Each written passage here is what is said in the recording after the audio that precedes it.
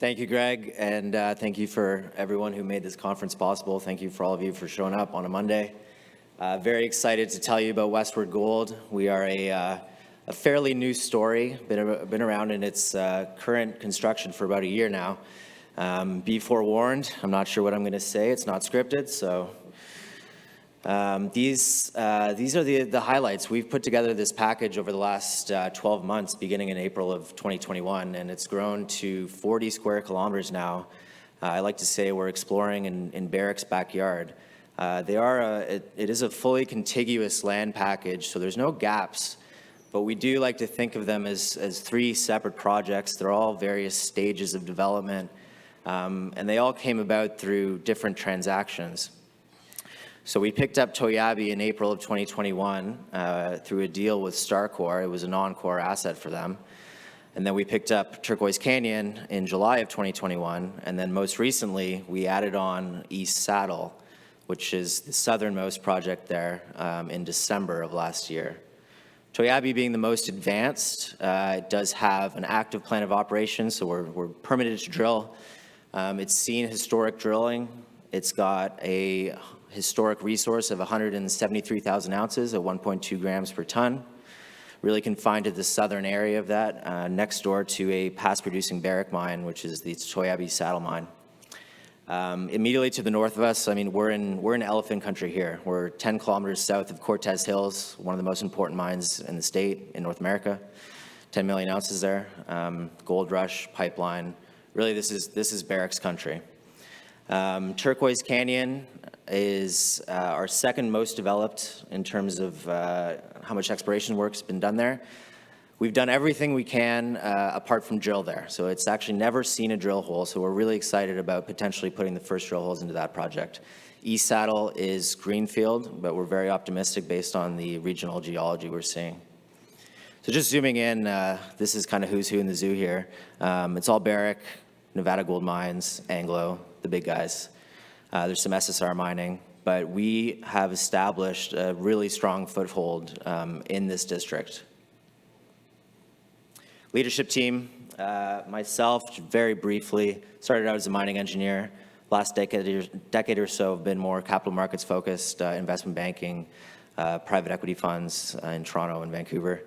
Andrew Nelson, our CFO, is in the crowd here. If he hasn't caught you at our booth, you'll probably be caught by the end of the day.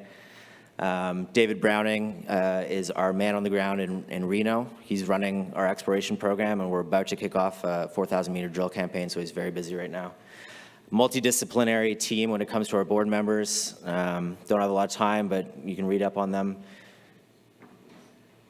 Might come as a surprise, but we are a fairly young management team. So that comes with its pros and cons. Pros, I probably haven't lost any of you any money yet. Con, we don't have much of a track record. So we've really been lucky and fortunate to be able to add some really all-star technical advisors here. And these are not just rent-a-names for this page. They're going to site, they'll be there during the drill campaign, and they've been instrumental in helping us design our exploration plan. Richard Bedell, probably most known for the Long Canyon discovery in Nevada, Carlin-type discovery, ultimately bought by Newmont for $2.3 billion.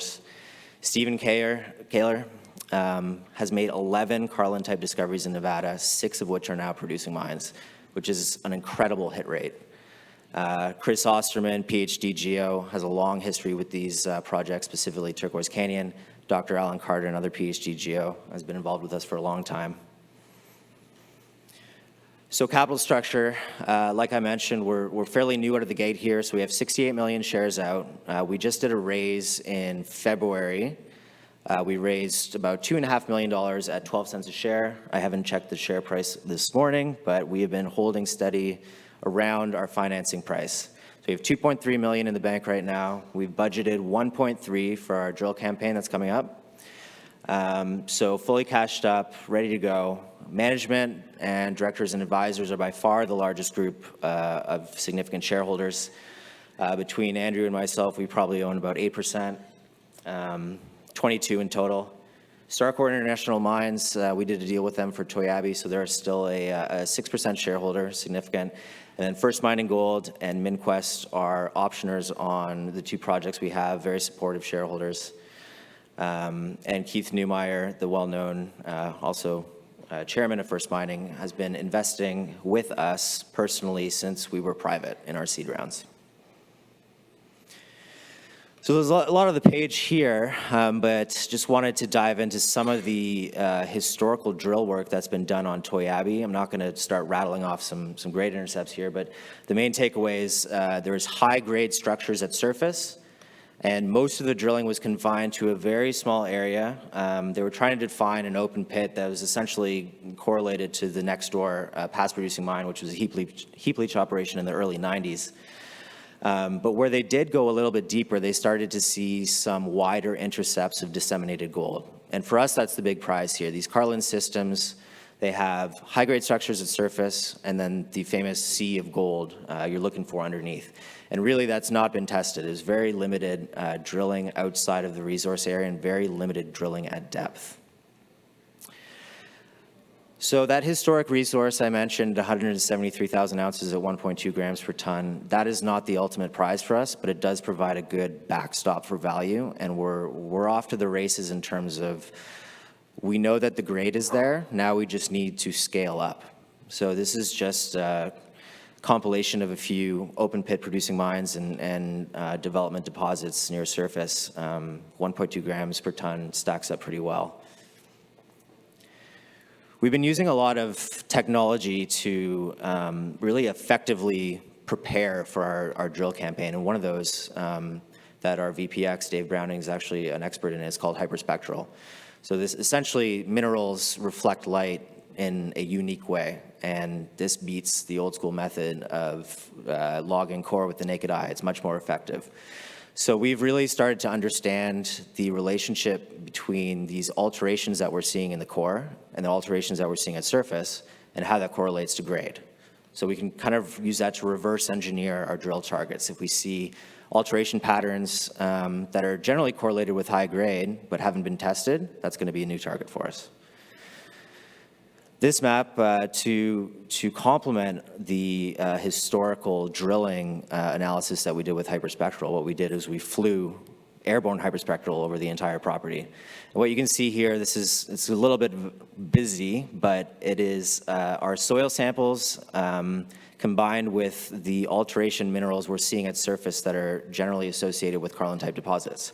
And you can see there's this repeating pattern that goes from the mine, the past producing mine, all the way 6.5 kilometers to the edge of our Turquoise Canyon property. And this is the big prize for us, proving that the mineralization extends onto Turquoise Canyon, which has never been drilled, and is much larger than the really small footprint that they've drilled so far. We've also done an IP survey, basically to confirm what we understood about the upper plate and the lower plate geology here. So Wenban is our favorable host rock. That's where most of the gold in the region is contained, including Cortez. And we've confirmed that we have that extends onto Turquoise Canyon. We picked up East Saddle, as I mentioned, in December of last year, really for the exposed carbonated surface. It was available. We were waiting on it for a while, and we finally were able to pick it up when someone else dropped a couple claims. This is our drill program. So this is a big catalyst for us on the horizon here. We are going to test outside of the historical resource with some fairly large step outs, a 4,000 meter drill campaign. It's going to cost about 1.3 million Canadian. And we're testing about 12 to 15 drill holes, and they're all outside of the resource. There's a lot of geologic theories that we're testing as it relates to the relationship between the past producing mine and what we have on our property. And really, we're going to systematically move east to prepare ourselves for drilling Turquoise Canyon, which will be the kind of blue sky potential in the district.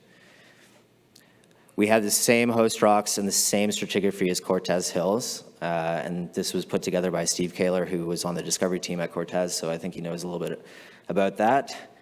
And this is our investment summary. I somehow got through 10 minutes. Great jurisdiction, great team, early days, catalysts on the horizon. Thank you very much.